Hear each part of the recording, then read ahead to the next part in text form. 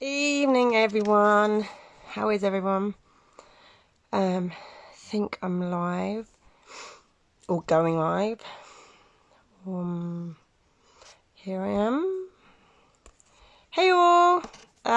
Just gotta find Lola. Let me find her. Here she is. Where is she? Waiting for Lola. Here Yay! I am. There you are. How are we? I am good. How are you doing today? I'm alright. I'm a bit I apologise. I'm a bit croaky. Oh, So okay. what happened? You send your littlies back into nursery, and 2 days later they come out snotty, and you end up snotty. It's sort of yeah. Wouldn't know. This might have been the first. I mean, this might have been the first time I've spoken today. So I was just like, oh, let's see if I'm croaky too. Just because I'm still trying to kind of like basically now when I'm not protesting, I'm just trying to stay at home. Um, You're in New York, aren't you? You're in New York. yeah, in New York, yeah. Have you been there the whole time? I was actually in the UK. I was in London, like kind of when coronavirus broke out. And then I came back at like the end of March and been here ever since. Nice, cocooned. But you've been out. Have you been out on all the protests, out marching? Yeah, I mean not all of them. It's more like I'm kind of alternating days between if I like go out and protest versus like stay in and do work kind of a thing because like I still have job and all that kind of stuff going Yeah. on. So it's more been like maybe like 2 days a week I go out and protest. Nice. You got it in your calendar. Work, protest, protest, Something work. like that. I'm always like, so I feel like me and my friends have an unspoken deal that there's like a way to track kind of where different protests are. And it's like, if any of them are ever in walking distance of your apartment, then like you go. Nice. Good for you. Good for you. Um, so just a quick introduction for most people know who are the legend of Lola Jean, who hosts a lot of crazy workshops for us. I say crazy, but you know, we're trying to normalize the conversation and make them as normal as attending a yoga class. Just different muscles involved. Um, and you know, squirting world record holder. I mean, literally, that's where I turn the chat off. That's all, you know, that's it, done. Mic drop. Was it 1,250 milliliters in That is correct. 25 seconds? Yep, that's it. Wow. I know. Let's start on the squirting chat then. On that side of things, how how where did it start? And yeah, and Yeah, it where did the squirt so I start? The skill and the interest and yeah, becoming the world champion. yeah. I mean, like, I didn't set out to be the squirting world record. It became me. But it was something where I probably started squirting maybe 5 years ago. It's something that my body happens to do, and it's something my body happens to do a lot of. And when my body started doing it, I was like, I want to. What is this thing I didn't know could happen? I want to discover this. So I taught myself how to do that via masturbation, so I could like really like nerd out on it, understand it, and from there I was really able to control it. And it became this series of challenges of like, can I gush on command? Can I do it without penetrating myself? Can I do it without touching myself? And knowing that like I knew my volume was just really high just from seeing it and hearing about it, or people that have been with like slept with way more people than I have, or just like yours is on another level. So I worked with Dr. Jana, who is a sex researcher based in New York. And of the research that she has done or collected, it was said to be that 900 milliliters was the max amount someone could squirt. And I'd always joked, like, yeah, but I could crush it. So I set an event to do that. And like, I had never really measured it. So leading up to it, I had done like a test one where I'm like, okay, I squirted out 750 in about 30 seconds. So if I had more time, I could probably get to that. But my goal was to get 1,000 just because it's a nice number and it breaks science. But even over that, like whenever I always look at how many like ounces or milliliters are in a drink, because I'm like, oh my God, I did more I than can squirt that shit. crazy.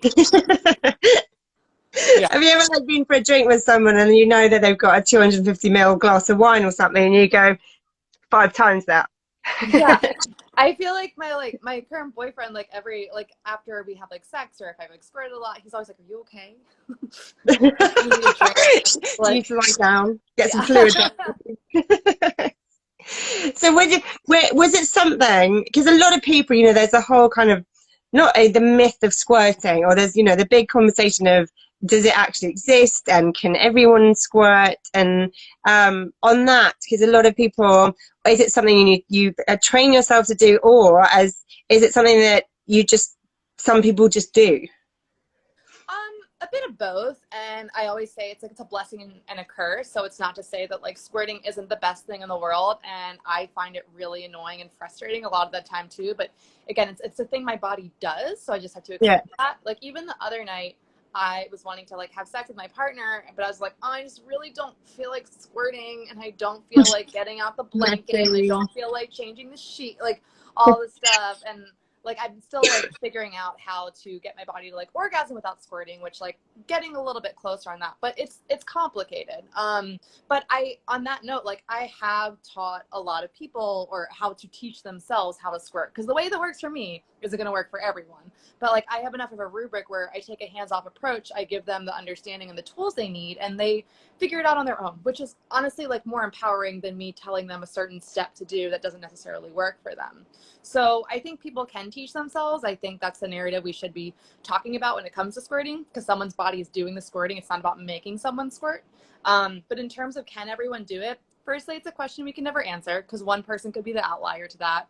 Yeah. So many people discover, a lot of people discover after they give birth to a child, after someone like goes out of their body, that they're able to squirt because they're forced to have a relationship with their vulva and with their pelvic floor. And your bits move. I've had three naturally, and your things do move. Yeah. Areas suddenly appear that just weren't there. I'm not talking about the vacuum that's appeared, but like areas on the walls go down there. You're like, Yeah. wow, okay, that's there. Yeah, and like our vulvas are consistently changing too. Both when we're menstruating, but just in general, it's really changing day to day. So it's a question that we can't answer. I think when people ask it, they're trying to figure out, am I broken? Can I not do it? But also like there's a ton of things our body, like my nipples aren't sensitive. Other people can get orgasms from that. And like that sounds great, but my body just can't do that. But I do think everyone is capable of squirting. I think there is like a surprise, the person who has the vulva has to understand what's going on in their body Yeah. for it to happen. It's not just like I tickle you there and then you squirt. But what on that front, for anyone listening, obviously this isn't, you do loads of workshops for us, and that's much more in depth, and but just a couple of squirting hacks, advice, little bits that people can go away and go, oh, do you know what, I'm going to give that a go, or that a go. Yeah, I think one really important thing, and I've been working with a lot more pelvic floor therapists on this because like I'm still learning and it's fascinating, but with the pelvic floor, I think it's like whoever the PR person for Kegels was, like everyone's like strong pelvic floor, you have to be super strong and all this stuff, and that's great. But it's not just that, because if you have a really strong pelvic floor and it's super strong, but it's not coordinated, then you're probably going to still have a lot of the issues people with weak pelvic floors have. Because if it's always at its tightest, then it doesn't know when to open or not, or when it needs to go tighter.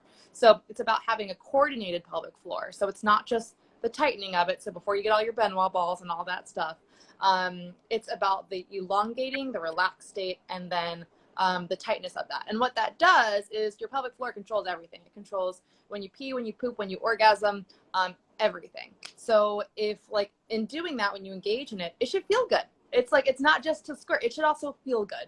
So you can practice doing these things without your hands moving your pelvis around, like anterior, posterior. You can use your finger or something I recommend where you can feel it on your finger to squeeze, elongate, feeling what those different things feel like. For other things too, like I think I want people to get away from the come hither, that whole bit. I call these with a very technical name, I call them flickies.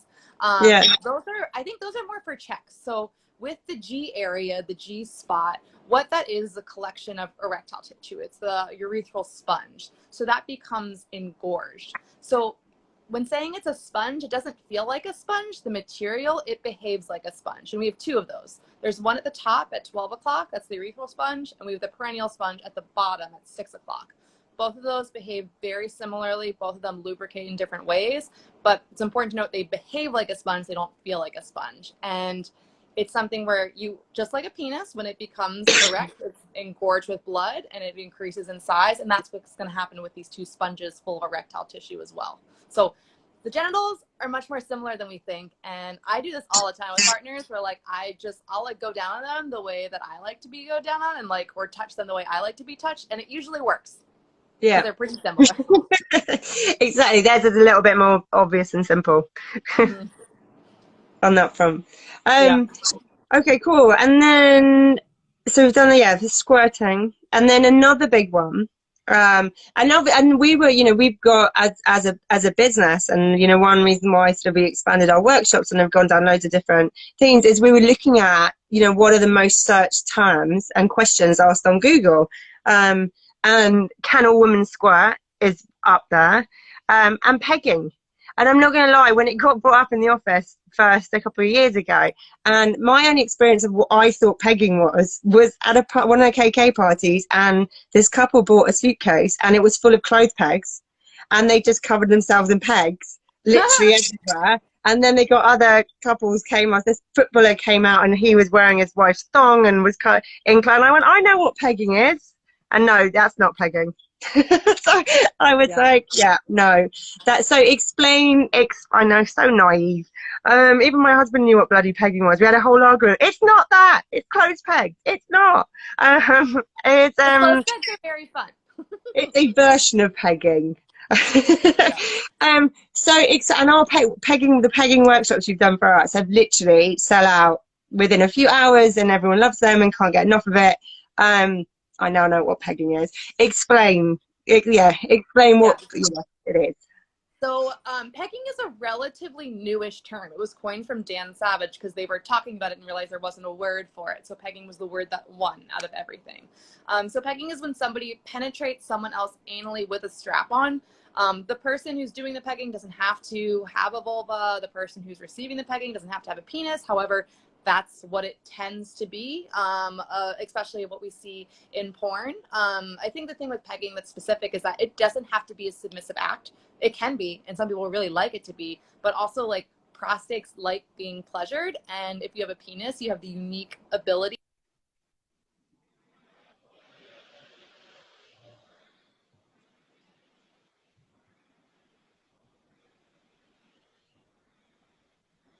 Where have you gone? Is that just me? Or is she buffering for everyone? Hang on. Where's she gone? Hello? Okay, I think, did I just disconnect?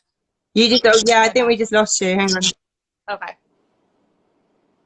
Okay, cool. Where did I cut off? You went on that it doesn't have to be a submissive act. Oh, right. Yeah, well, so pegging it's physically enjoyable as the receiver. It's also can be mentally enjoyable, or it can be both. And the same thing for the giver. It can be mentally enjoyable, it can be physically enjoyable, it can be both. That kind of it depends on the person, it depends on their body makeup, it depends on the stuff that they experienced in their past life, what they want to experience. But it's not like a submissive death sentence. I feel like, and I don't want to say I've talked people into pegging, I've like made it a very attractive option where they end up approaching me about it, because it is something where it is about like, it is physically pleasurable. And so many times in sex shops, whenever there were like any pegging demonstrations, it was just lube up and go slow, take deep breaths. And like, there's actually more to it than that. There's actually a lot more to it than that. It's not the hardest thing in the world, but just like with anything, if you're trying to act like you know what you're doing and you're not just like having the understanding, talking with your partner and listening, that's why I created the pegging series, was to help people and give them the tools so that no matter what butt or prostate or hole they encounter, they will feel prepared. No. So what are your tips so people don't just go out now and buy a strap on and go, right, coming in strong? Always use your hands before you use a dildo. A dildo isn't part of your body. Your hands are. It gives you, not only does it give you more information that you can use with the dildo, but it also preps that person and where you're touching them. And helps them, so it engorges, it feels better. If you're working with someone with a prostate, the prostate becomes engorged, it makes your job easier. Also, always start with anal massage. Just everyone of all genitals, we should be doing more of that. It's really easy. You can just make a fist and just make a figure 8, like around someone's butt crack, lube it up, put massage oil on it. It feels really good. It's really relaxing. And you don't have to, your finish line doesn't have to be orgasm, just like with sex. You could just do hand stuff, call it a day. You could just do an anal massage and call it a day. But we don't talk about our hands when we talk about pegging because we think it's just about the genitals or just about the dildo. So I think that's something that definitely gets lost a lot. So it needs an actual tool attached. Yes. Yeah, definitely. To be the peg. Mm-hmm. Yeah, I would say it's like hands and then positioning. I think people emulate the positioning in porn, so it's like all doggy style, which is actually can be really difficult. So recommending different positioning and not thinking that it has to be a certain way. And on that, and on the pegging front as well, because there's a big thing with a lot of guys, who is like, you go near their asshole and they're like, we're not gay, and it's quite on that front. How how do you approach it?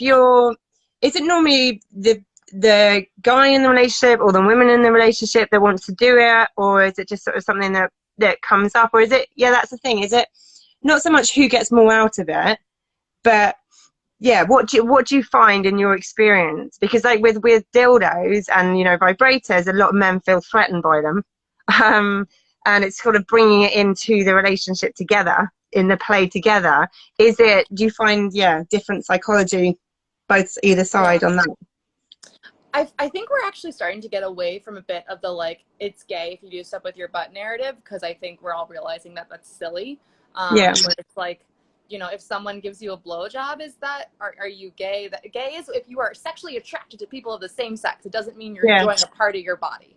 So I think we're starting to get away from that. But I think of like who's usually bringing it up. I think people with penises or men, like, they're starting to bring it up more because they're like, there is a pleasure spot in my butthole that gives me a new level of pleasure that I wasn't aware of. So I think they're really curious about that and wanting to do so. I think when we take away from maybe patriarchal narratives, it puts a little bit less pressure. They maybe want to experience in that way. I think people are hesitant because they're worried about the submissive aspect, and they're worried about what will people think of me? Will they think I'm weaker? Will they think I'm submissive? Will they think I'm gay? Any of those kind of pieces. So usually I find it's much more on that side. And at the same time, like when they approach their partner about it, their partner isn't meeting them with like an open mind or with love or openness. And in general, it's that, you want to do this? Why? What are you into? Do you not like what we're doing? Do you want to like be this submissive, like little bitch, whatever it is? We're like, that might not just be the case. They might just be interested in exploring something and they're not sure yet. But I think especially on the other side, their partners feel ill prepared. They're like, well, what else do you want me to do? And I think that's not just a lesson for pegging, but any of our sexual fantasies. A lot of it's about like how we approach it, the space in which we approach it, but like, have we created like a tabula rasa or an environment that's conducive to having people share different things and receive that and know that if you're into pegging and you want to do it, I don't have to be the person to do that to you, but it's a safe place to share it.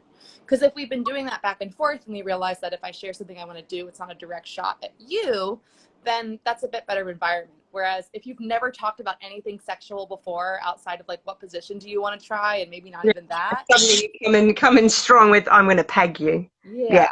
It can feel intimidating, and it's not to say that your desire is wrong, but it's like that's why we should be having these a lot from the beginning, because we can get really defensive, especially if someone brings like, oh, I want to do this. It's like, what other secrets are you hiding? And on the but that communication and having conversations is a massive part, but it's a massive thing that people aren't doing, and and especially women don't communicate, and they worry, and we're people pleasers, and it's kind of in us, and you put up with stuff and you don't want to say, oh, I don't like that, because you think I'm going to upset them. So it gets them, people get in that kind of this cycle, and it's sort of years later still in a cycle. So how, what advice do you give to people to start having conversations?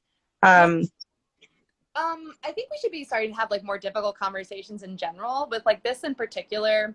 The way, I mean, I'm kind of out there. Also, I have like dildos all over my apartment. Like people kind of know that I'm into this thing, but I don't have to, that's not integral to my relationship. So one thing is in deciding with these things when you bring it to someone, decide for yourself, is this integral to your romantic and or sexual relationships? Like, I love BDSM. It is not integral to all of my relationships. I want it to exist, but it doesn't have to be in all of them. So I know that going into it, if someone doesn't want to do it, that's fine. It's not integral. That's totally okay.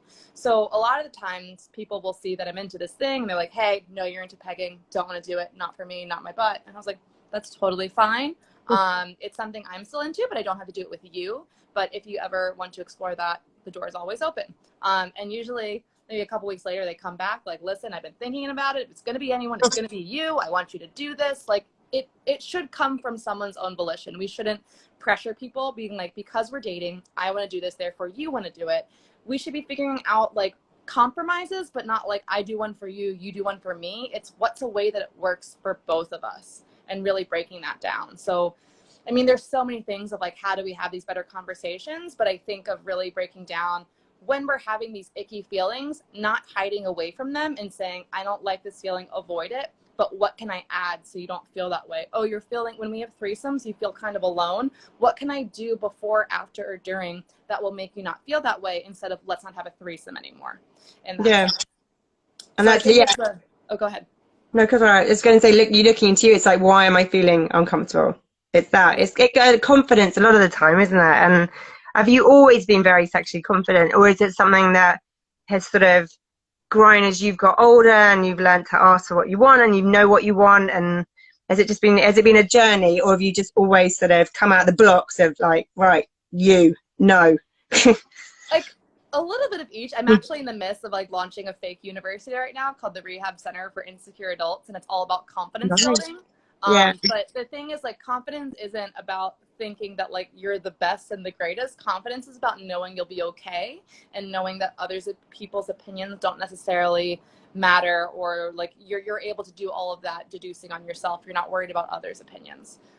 But in terms of like, I think I have immense ego. I have a lot of confidence, and a lot of that really came from when I started doming.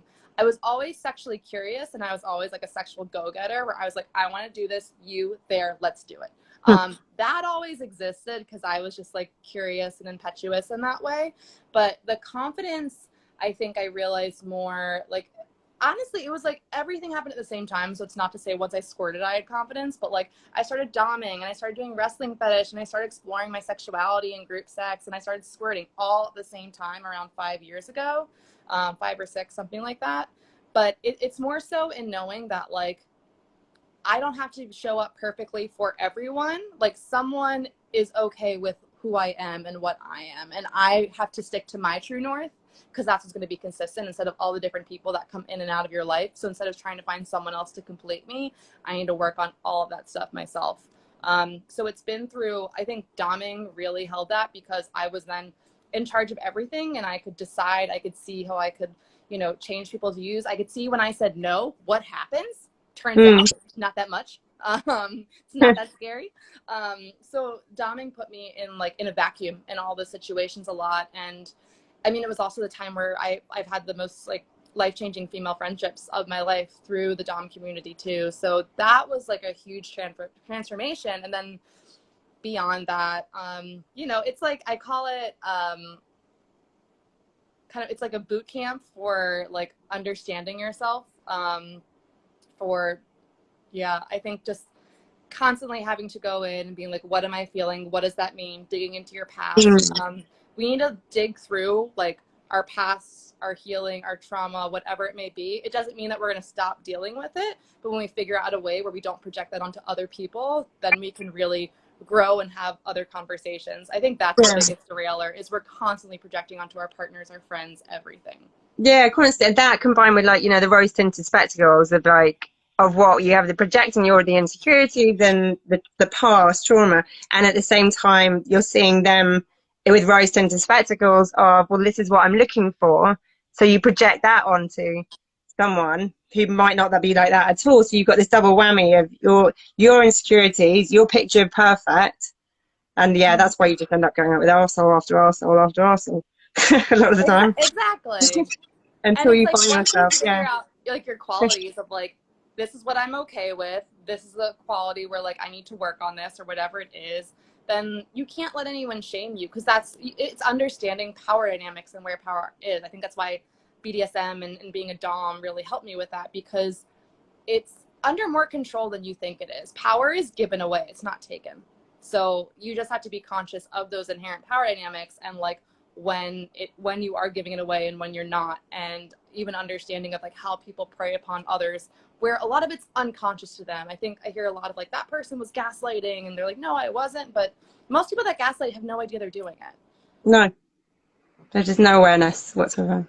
Did you think in like the last 3 months, so everyone's, you know, being locked down and couples together and a lot of single people together and, you know, isolated, do you think there's been a lot of self-discovery that's gone on, or should be a lot of self-discovery, and people using this time to be selfish and work out what makes them tick, and couples actually start communicating? And have you seen any of that in sort of the world around you, of friends and people you work with? I mean, I've seen that in my own relationship. Like, this is my first relationship, and it happened in the middle of quarantine.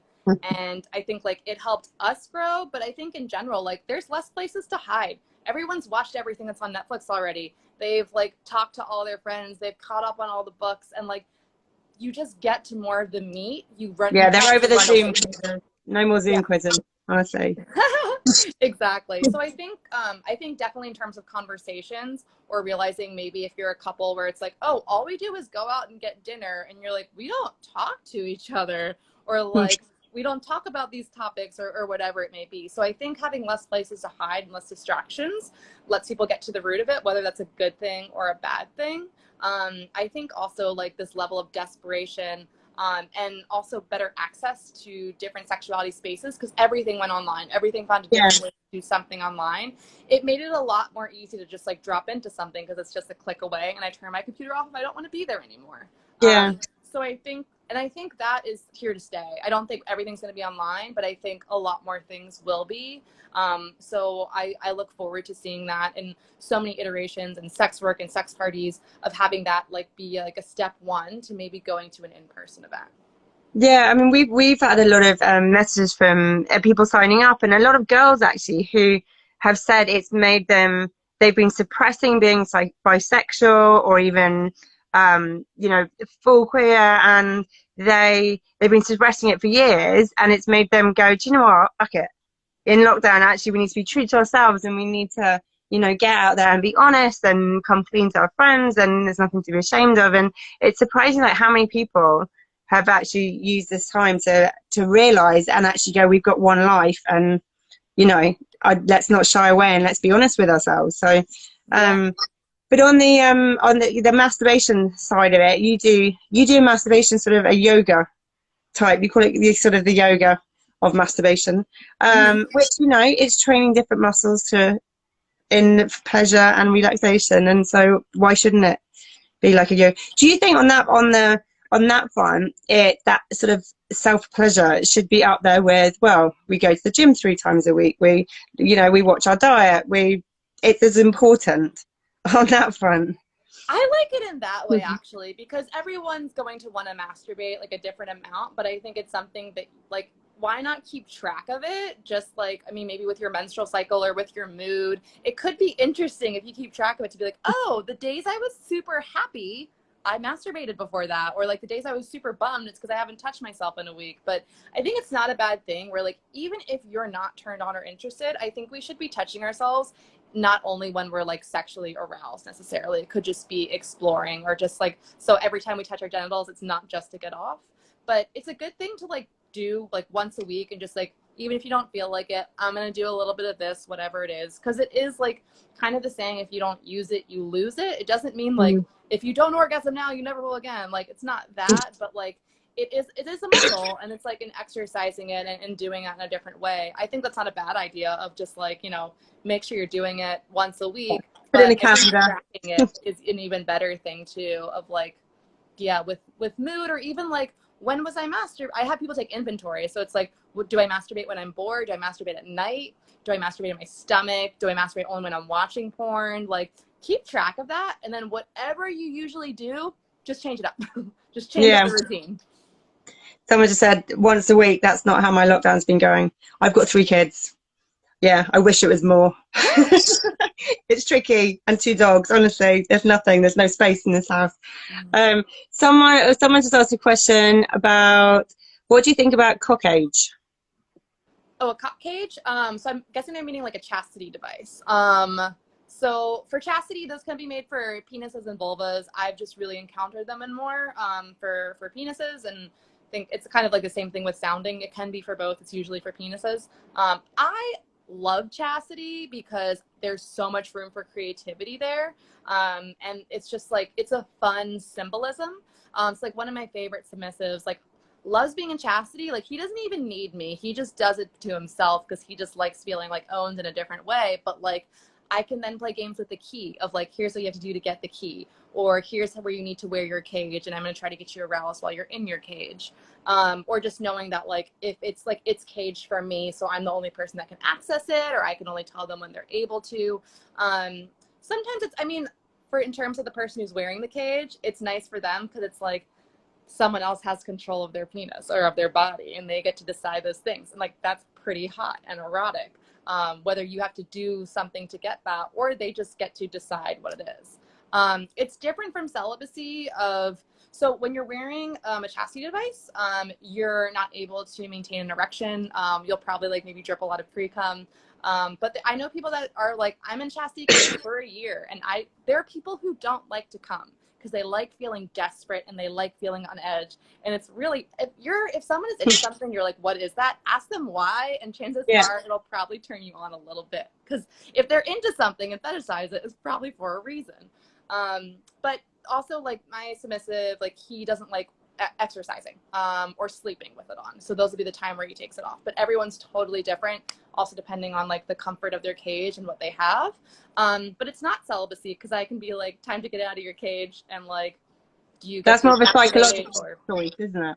yeah. To be celibate, you've decided to be celibate, yeah, without any Exactly. devices. Mm-hmm. And I would just, it's what I do in the daytime, just find interesting people. And within the sexual world, honestly, my browser history, if I suddenly get murdered, it'd be like, delete the history. Uh, yours is probably up there, to be honest. And I found a prostate milking workshop over in the States, which never heard of that one on the workshop front. Have you gone down that route? I like not, I like doing a lot of prostate work and massages, but I think I find my hesitancy with like milking is that it also brings like the expectation to the orgasm and ejaculation at the end, and what works for that person. Because like I could also give someone a really awesome prostate massage and at the end involve a little bit of penis work, and then they have an amazing orgasm, and then is it no longer prostate milking because I like touch their penis in that way too. So and at that point it's like that kind of feels like it's more about me than the person. So no one that I've like played with or worked with or anything like that where we were like specifically prostate milking. But prostate massage, yes, and it's absolutely wonderful, and it's really pretty easy because prostates are pretty simple. They don't need a lot of movement. They just like a lot of pressure. You can do it internally, you can do it externally. More people should be playing with their prostates, just like more people should be exploring their G areas, which you don't have to do either with a toy or your finger. You could just do it with your muscles because the pelvic floor controls all those things. No, vac beds. Someone seriously knows their like contraptions in this chat. A Vac vac beds. bed is, yeah. Oh, I guess I see. I was like, a vac bed is for, it's like a bondage type thing where, like I know a lot of people that do that. I don't really like bondage on me or on other people in terms of like safety. I like to play it safe. I am more comfortable playing with the constructs of the mind. But they're cool. Yeah. And do you know what? It's hilarious. It's not hilarious, but there's a lot of sex educators, like really good ones, like Domina. You know Domina, who have wrestling in their CV. It's I mean, brilliant. actually, not that many. I remember when I met her, and I was Maybe I just just keep like, finding them. yeah. Like I have a lot of my wrestling friends, but most people who get into wrestling fetish get in because they practice MMA in their personal life, and then someone's like, "Hey, you can make a lot of money doing this," and they're like, "Oh, cool." They find it that way, but I haven't encountered that many fetish wrestlers that do so. I'm trying to bring it more into the forefront. Like wrestling's really fun, Get it as a TV show. Just, yeah, definitely. Something like But that. what is it? Is it? I haven't really looked into it massively. The fetish wrestling. It's just wrestling, and you're just it's in fetish gear. Is there anything else to it, or? No, it's more like I train Sorry, a little bit naive. of bootleg Brazilian jiu-jitsu, so I like wearing like athletic clothing. Some girls wear bikinis. I just wear a sports bra and shorts. For some people, it can be physically arousing. Other people, I think it just feels like a release where like they get to like tussle with someone. It's not WWE. I mean, some people want like WWE is role play because that is choreographed, and that actually feels unsafe to me because that means the other person has to be as good as I am. But it's more where it's about resistance. So it's not like we're both going full on, but there's different holds where a lot of it is inherently erotic because my thighs are around your neck and my crotch is kind of in your face while I'm smothering you. And I'm using different kinds of chokes, or I'm holding you in different ways, maneuvering my body. The bodies have to be very close. When you get better at it, I do a lot less work because I know how to be smarter about it and let my opponent exhaust themselves. I learned a lot more about blood chokes. And I just knocked someone out twice. This was planned. We planned to do it, but I knocked someone out twice the other week, and I was just like so proud of myself because I was really good with the safety. I was really good with checking in. And it's because when someone knocks out, for me, it's scary because they're unconscious for a couple seconds and they kind of spasm and snore. But it's totally fine. And I've like gone over the training a bunch of times. But it's fun because you just get to be animalistic and tussle, and I like to trash talk. And you just learn body mechanics and how to maneuver your body in different ways. That I started teaching wrestling for lovers, where I incorporate it into sex because it's just a more efficient way to like use your muscles and your body and your joints. So like I just noticed I started using certain positions while I was having sex. Nice. Do you know what? The only kind of time of like bedroom wrestling I've done was probably university, and it was sock wrestling. It was a thing. You just had to try and take each other's socks off while wrestling, and that was all you were wearing. I mean, it's pathetic. I need to get out in the world more and actually, do all this stuff. Yeah. But you also, you're on the mental health side, mental health professional, and you work a lot on that side. Do you think, within the world of sex and play, that's really important, the psychology and the mental health side of it. So how do you incorporate that into like all the work you do and all the workshops you do? That side of things. Yeah. So I work at a psychiatry office as a medical technician for a device called TMS, which is transcranial magnetic stimulation. So I'm treating people with everything from OCD, depression, anxiety, and having that understanding. But I think it's both in terms of like a practitioner of how I approach people, and also with like learning different tactics for how to deal with certain things. Exposure therapy can be really super great, and I've really enjoyed like learning about that and how to potentially use it. It doesn't mean it's for everyone, but I think in terms of like learning different psychological tactics and like taking those into my work. So I don't desire to be like a therapist to my clients and see them once a week and blah, blah, blah. Like I like working with therapists so they can see them every week. And when they need to do something that would be illegal for them to do and like talk about more sex specific things or do more sex specific things, you can send them to me. We'll work through it. Something comes up and I send them back to the therapist. Those should work in tandem, but I think our mental health, a lot of times we just try to put things on sex. We're like, if I do this, it'll fix it, and I don't need to unpack any of those things. But the reality is sex is when we're at our most vulnerable. So things come up. You realize things. Like I loved like going to sex parties because it felt like I was giving myself exposure therapy. Where like I would start crying. I'm like, what's going on? I need to unpack that one tomorrow. So things will come up even if you're not aware of it. You think you're totally sound and you're totally fine. So it's good to have those like in hand and tandem, but we all it doesn't matter how good of a childhood we had. We all have shit. We all have it. Yeah, you've all got that. And also it changes the whole time, doesn't it? It's sort of, one day you can be completely sexually confident and the next day you're like, the thought of being naked in bright light just scares the hell out of you. And it's, especially as women, I mean, we're like that daily. Mm-hmm. Yeah, it's like I mean, it's having difficult conversations too. So understanding like what are feelings, what are needs, how do you communicate that? It's again, it's the same thing as like adding something to neutralize instead of taking away. Where a lot of people are like, this relationship isn't serving me. I deserve better than this. Bye to you. And it's like instead of learning conflict resolution and how to have conversations, we're just moving on to the next. Cool. I've seen what the time is. Great to chat. But so finally, what advice for just, pretend like it's your 20-year-old self in front of you. So people, as there's younger women and guys, watching this, and they're just beginning and wanting to have that confidence. And if your 20-year-old self was sat there in front of you, what would you say to her, knowing what you know now? So many things. I would say that, I mean, especially I think people always think it's too late for me to make a change. I'm 30 and I haven't experienced this sexually.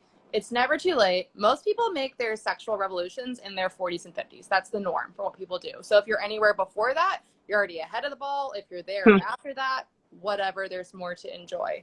But on that note, I would just be like, calm down. There's time. You don't need to figure this out now. And to make sure that like, because there's time, it's that you're checking in with what you want and what your pleasure is. And I think, that's for my 20-year-old self, but for anyone that's like kind of trying to find themselves sexually and rediscover, because we all go through one or two like revolutions of that within ourselves. I think a lot of the things I was met with is like, it's an exciting time and you're fun. You're excited to like try all these different sex things, figure these things out about yourself, and it's all positive. But it's important to remember that like you're going into a really vulnerable situation with other people, and there's just so many dynamics involved, and like shitty things will happen even if you try your best for them not to, especially if you're going in a bit green. And just keeping that in mind of like, not everyone has your best interests at heart. A lot of things happen that hurt and suck. Even if no one intends to hurt you, those things happen too. And I just wish someone would have like prepped me a little bit more for like, because like I went into this, I'm like, I thought it was all supposed to be fun and awesome. Why am I crying? And you can take on, especially when you're younger, you can really take on other people's insecurities. And, you look back and go, I'm much better now at going, it's their baggage, it's their issues, and you don't take it personally. And, whereas if someone was nasty or said something, or, when you're younger, then you'd take it personally, and it was, you'd believe what they said and it was on you. Whereas now it's like, that's their issues, that's their baggage. It's not me. Yeah. And especially with like younger folks too, I feel like there's this pressure to like know who you are and define it. And I get it, labels can give us a lot of comfort. But it's also of being open to change, or to admit that you don't know who you are. You're still figuring something out. I'm always admitting that like I'm still figuring out my own body, and I will always be figuring it out. But there's definitely a lot of things I don't know, or things that can surprise me. So, don't be in a rush to put a label on it and figure all the things out, because it's going to change. It's a constantly moving spectrum, that even your own sexuality is, you might go, I'm completely and utterly straight, and I don't think you are. I don't think anyone is. I think it's a constant movement that you might stay on the straight spectrum, but you just don't know. Yeah, I've started questioning my gender identity recently, because I'm like, wait, do I just like, because I always admit that I have like a massive case of penis envy and I like gender fuckery, but I'm like, is that something that's like on the agender scale though? Like, I don't feel like I'm wearing like all my clothes and my body's on backwards, which I imagine if like you don't identify with your gender identity. But like, I've been questioning where I'm just like, yeah, I love doing gender fuckery and like being in more of the mask role. And I'm like, wait, is that my gender identity? So like, that's even a new thing I've been exploring recently. Yeah, I think often if you start overthinking and start questioning too much, then you'll just end up round and round in circles. And yeah. I kind of like netted out where I was like, it doesn't really matter. I'm fine with it either way. I'm happy with what I'm doing. Am I happy right now? And cool. Well, thank you so much. And anyone watching, Lola's always doing loads of workshops for us. So come and join one of them or any of them. And that was great. So we'll see you. I'll see you once we're allowed back in New York. Oh yeah, or I mean, who knows when I'll be back? Oh yeah, or when you're back over here, Yeah. End of the year. We'll be back. Okay. All right. Thank you. Bye, darling. See you later. Bye. Cool. She was great, honestly. sit here so virginal and just learn and learn and learn. We will be back next Wednesday. If anyone's got any ideas for guests you want to see on here or any topics you want us to cover, then just DM them over, and we will find some experts for you. And any questions, send over. And yeah, keep coming to our virtual events, because it keeps us working and it keeps us amused and it keeps us having some human interactions, which is what we're all about. So thank you guys. See you later. Bye.